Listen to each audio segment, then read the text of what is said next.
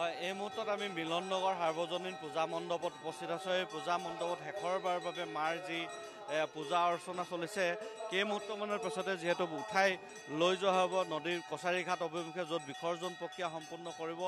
মংগলচাৰণেৰে পূজাৰীয়ে শেষ যি পূজা, সেই পূজা অব্যাহত ৰাখিছে।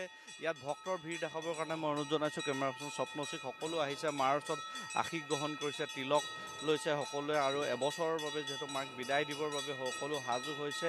পূজাৰীৰ মংগলাচৰণ শংখধ্বনিৰে শেষৰবাৰৰ বাবে মাৰ যি পৰম্পৰাগত বিজয়া দশমী পূজা, সেই পূজা চলিছে। এই মুহূৰ্তত কেমেৰা পাৰ্চন স্বপ্নচিয়ে দেখাইছে পৰম্পৰাগত পূজাত বিশ্বাসী মিলননগৰ সাৰ্বজনীন পূজা মণ্ডপত আমি উপস্থিত আছোঁ। ইয়াত পুৱাৰে পৰা ভক্ত আহিছে শেষৰবাৰৰ বাবে মহেশ মৰ্দিনীৰ ওচৰত আশীষ গ্ৰহণ কৰাৰ বাবে। সকলো আহি ইয়াত আঁঠু লৈছে, সকলোৱে নিজৰ লগতে পৰিয়ালৰ বাবে সকলোৱে ইয়াত মাৰ আশীৰ্বাদ গ্ৰহণ কৰিছে। ইয়াত মই মণ্ডপৰ ভিতৰৰ ভাগৰ দৃশ্য দেখাবৰ কাৰণে অনুৰোধ জনাইছোঁ। ভক্তই ভৰি পৰিছে শেষৰবাৰৰ বাবে মাক দৰ্শনৰ বাবে আহিছে, যিহেতু বাহিৰত গাড়ীৰ সাজু কৰি ৰখা হৈছে আৰু গাড়ীত উঠাই ডিব্ৰুগড় কছাৰীঘাট অভিমুখে লৈ যোৱা হ'ব। ব্ৰহ্মপুত্ৰতে বিসৰ্জন প্ৰক্ৰিয়া সম্পূৰ্ণ কৰা হয়। ডিব্ৰুগড় জিলা প্ৰশাসনে নিৰ্দিষ্ট কৰি দিয়া কছাৰীঘাটো ইয়াত সাজু কৰি ৰখা হৈছে, আৰু সেই কছাৰীঘাটতে যি বিসৰ্জন প্ৰক্ৰিয়া, সেই বিসৰ্জন প্ৰক্ৰিয়াত 93খন পূজা সমিতিয়ে অংশগ্ৰহণ কৰিব, আৰু সেই কছাৰীঘাটো ইতিমধ্যে সাজু হৈছে। আৰু মিলননগৰ সাৰ্বজনীন পূজা মণ্ডপৰ আমি দৃশ্য দেখালোঁ। ভক্তই ভৰি পৰিছে, শেষৰবাৰৰ বাবে মাৰ